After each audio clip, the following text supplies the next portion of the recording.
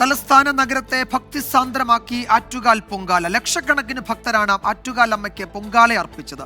രാവിലെ 10:15 പണ്ടാര അടുപ്പിലേക്ക് പകർന്ന തീ ലക്ഷക്കണക്കിന് അടുപ്പുകളെ ജ്വലിപ്പിച്ചു.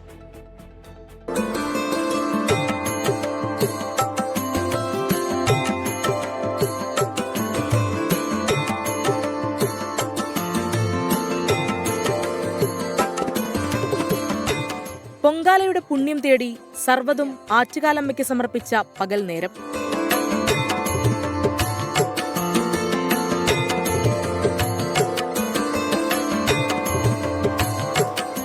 രാവിലെ 10:15 പണ്ടാര അടുപ്പിലേക്ക് പകർന്ന തീ നഗരവീഥികളിൽ നിരന്ന അടുപ്പുകളെ ജ്വലിപ്പിച്ചു.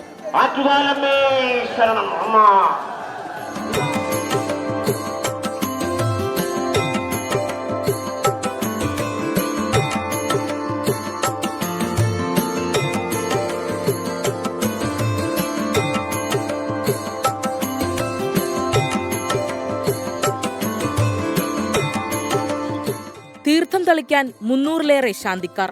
ആറ്റുകാൽ ദേവിയുടെ ശരണമന്ത്രങ്ങൾ അനന്തപുരിയെ യാഗശാലയാക്കി. പൊങ്കാലക്കലങ്ങളിൽ അനുഗ്രഹം നിറഞ്ഞു തൂവി.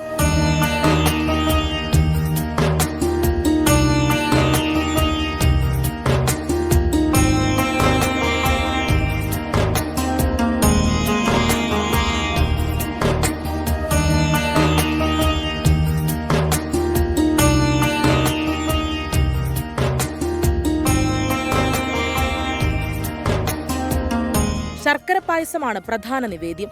10ഓളം വിഭവങ്ങൾ തയ്യാറാക്കി ഭക്തർ ദേവിക്ക് നിവേദിച്ചു.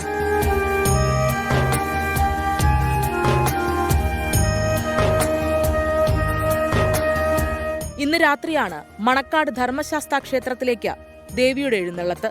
നാളെ രാവിലെ 5-ന് ശാസ്താക്ഷേത്രത്തിലെ പൂജയ്ക്ക് ശേഷം തിരിച്ചെഴുന്നള്ളത്ത്. രാത്രി നടക്കുന്ന കുരുതി തർപ്പണത്തോടെ ഇക്കൊല്ലത്തെ പൊങ്കാല ഉത്സവത്തിന് സമാപനമാകും. ടീം 24 തിരുവനന്തപുരം.